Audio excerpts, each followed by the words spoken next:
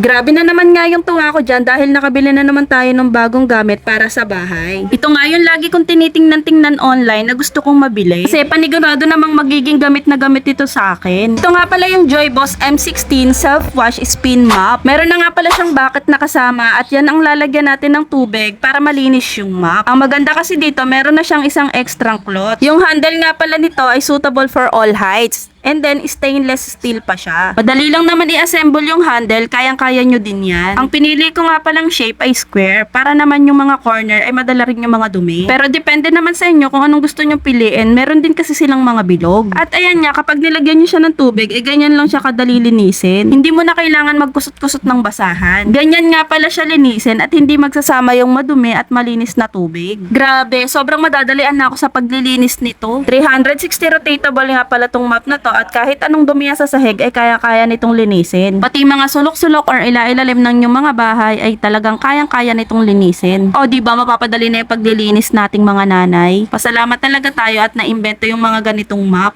O siya, kung gusto nyo rin bumili, syempre nandiyan sa yellow basket or comment section. Bye!